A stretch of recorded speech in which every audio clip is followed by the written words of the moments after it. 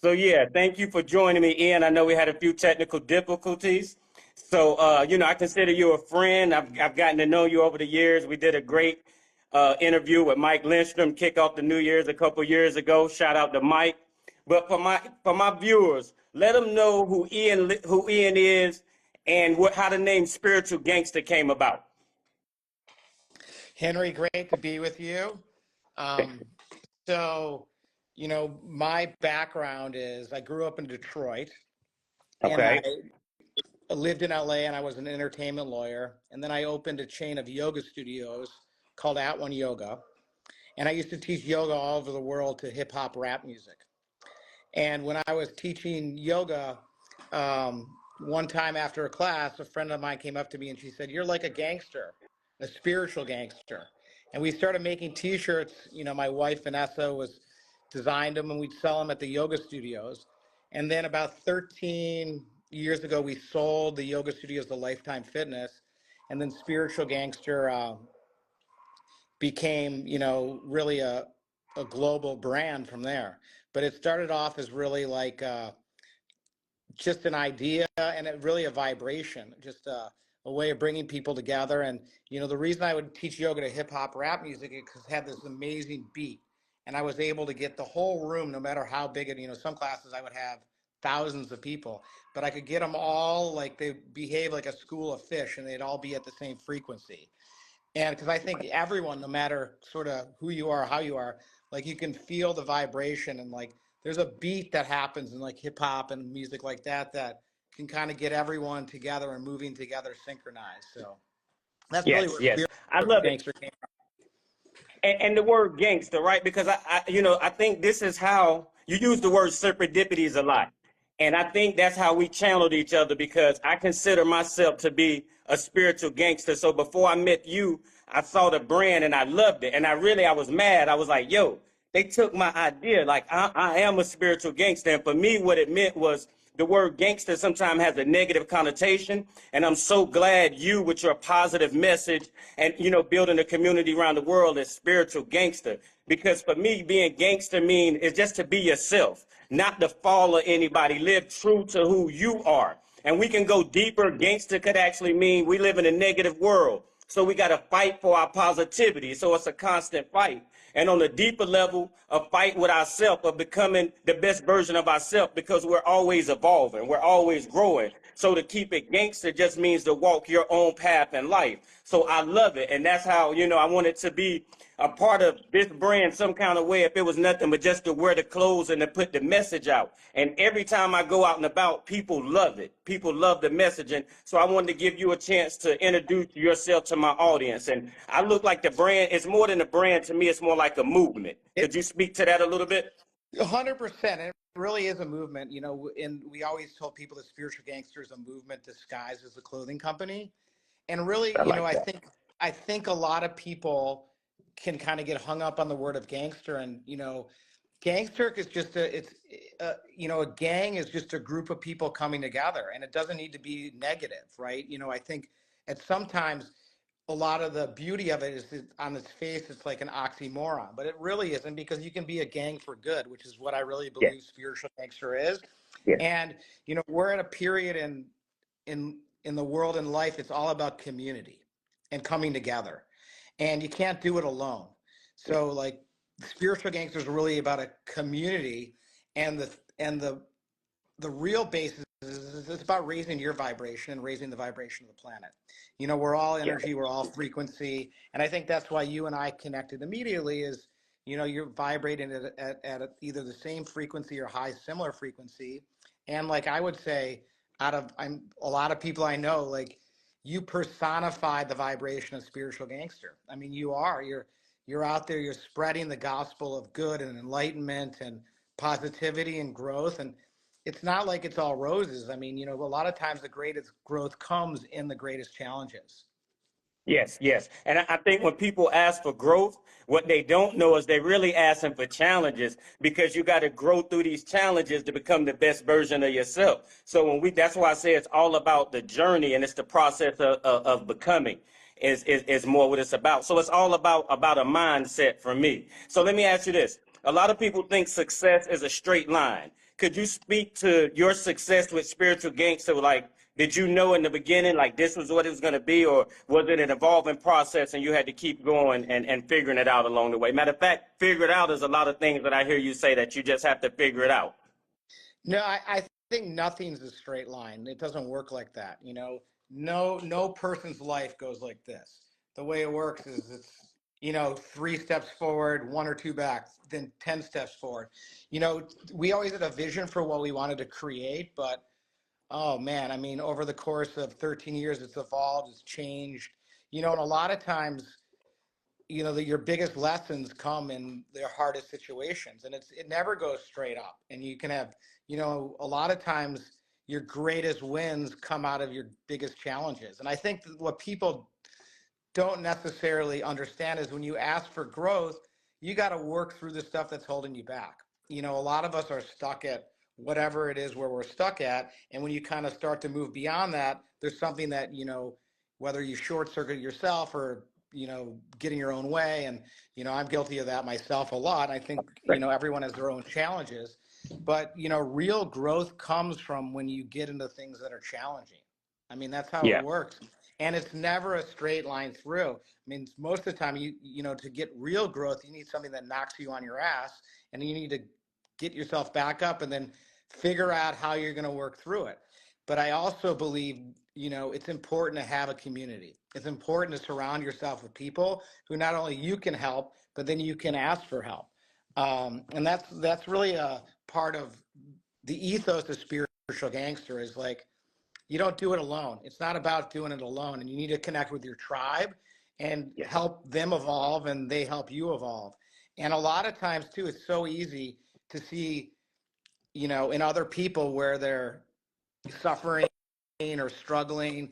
And the hardest thing is to get a good look at yourself. And then when you get those moments of clarity, when you can really say, oh, wow, it's an aha moment.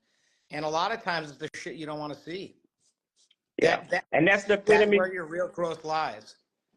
And that's the epitome of being a spiritual gangster. Is I'm gonna look at myself, and this is about self growth and tackling the things that I don't want to see, dealing with my own shortcomings, my own limitations, my own negativity, in order for me to grow. And a lot of people don't want to face that, so it's hard. So I was gonna ask you, can anybody be a spiritual gangster? 100%. 100%. Yeah. And, and the beauty of the brand and the vibration is so many different people are attracted to it from different walks of life. Kids, older people, people coming out of church, in the airport when I wear the shirt through the airport, it's amazing the different people will stop me and be like, I like that. What is that? But it really resonates with different people for different reasons. Um, but I think, part of it is having a connection with a higher power, God, whatever you want to call it, is really one of the cornerstones of Spiritual Gangster. And I think, like what you were saying earlier, I mean, everyone rides an airplane. They always say, before you can help the people around you with the oxygen mask, you need to put it on yourself. Yeah. And Spiritual Gangster is really about, like, in order to help other people, you have to evolve and help. Helping yourself isn't selfish, because until you help yourself, you can't really help others. And that's really the beauty of it. And you can't go Right. around fixing other people unless you fix Fix yourself. yourself. Yes, yes, yes. So I love what you're doing, the company's doing. I'm not going to take much more of your time, but could you give the audience maybe a takeaway, a success principle, in anything to leave us with, some type of nugget? I would just tell you that, God or the universe has a plan for your life. And if you just show up every day and stay open, miracles happen. And miracles are not rare. They're extraordinary, but they happen every day. And I think that when you're aligned with your purpose in life, um, you start to you can count on those things. So I think a lot of it comes from, like, you got to believe in yourself, but you also got to take care of yourself. And a lot of times the things where your biggest struggles are the greatest opportunities for your growth. And that's scary and can be overwhelming, but, like, it's always the shadow side of your greatest gift is also the thing that, is what's holding you back. So I feel that, look, life is happening for us, not to us. And I think a big thing is knowing that there's, look, it's like if you're a sailor or anything, you're going to have headwinds and you're going to have tailwinds. And not everything's going to be easy. No matter how spiritual you are, you're going to get grace, and grace is always with you. But then you have to show up, and not every day you're going to be like this. And that's what I think people think, you get on the spiritual life and it's all roses and you never have any, I was talking to a friend this morning and it was really great. I think a lot of times when people sort of like become more connected to a higher power source, at first they think, oh, well, it's going to be all roses. I got to show up happy. It's going to be this way, but it's going to be how it is. That's the Yeah. key. Yeah. It's not going to be, and if you can show up for how it is, clearly, you can, and really share your gifts. I think that all of us have these unique gifts. And the more you can really share your gifts, the more you open the flow coming back to yourselves. Yeah. So I don't know if that's one piece of wisdom or three or none, but I think a, what I would say is like, things are how they are, and just accepting them and showing up for them. And also too, when you find things that are like challenging, confronting, check in, not out, because that's the greatest opportunity for your growth. And a lot of times, at least in my own case, it was the hardest to see in myself, and it's so easy to see in other people. So Yes. Yes. that's what like good friends are about, and that's what having a community is, because having people around you who can help you evolve. Yes. People that can believe in you and see the best in you when you don't see it yourself. So that was a lot of nuggets. And we got a comment that said they definitely needed this morning. So I was going to say thank you for being a beacon of light in this dark world, for keeping a positive message out there, for raising the vibration one t-shirt at a time, one message at a time. I really appreciate it. We got another comment. Ian said, what are you working on right now? So Are you I'm working on anything right now? I'm finishing a book right now. So I've been Okay. working on it for like three and a half years, and I'm on my like, I feel like I'm on the, if you're a football fan, I'm like first and or second and goal from the 7, but now I got to get in the end zone, and it's been Okay. an amazing process and a ton of evolution. But that's, it's like a it's a fable, so it's a fiction, but it's sort of like Eat, Pray, Love meets The Alchemist, and it's really about a journey um, Okay. towards enlightenment and working through suffering. I think one thing that I wanted to share is you know for me in my life and everyone, you see so many people are suffering right now, and everyone's looking to get out of suffering, Yes. and everyone they're looking for their own ways, and it really is getting comfortable and present enough to look at your own suffering and figure out the source of it and then evolve beyond it. And for many years, the idea of like you got to work on your own state to see what's going on. And a lot of, for me myself, for many years I was managing my own suffering. And I think that's what a lot of people are doing versus getting to a place where you transcend it. And I think, you can manage your suffering many different ways. You can manage it through drugs and alcohol. You can manage it through overworking. You can manage it through distractions, or you can do even noble things. Like you can manage it through, getting into charity or anything else. But I think the real idea is to, if you can focus on where you're suffering and really look at it, that's the greatest chance to grow. And those are the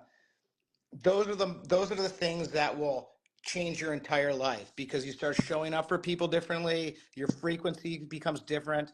So I think that a lot of people are always trying to avoid suffering. We're always running to pleasure and running away from suffering. But a lot of times, if you can just be present and look at like the source of that suffering, that allows you to transcend and level up and raise your frequency and your vibration.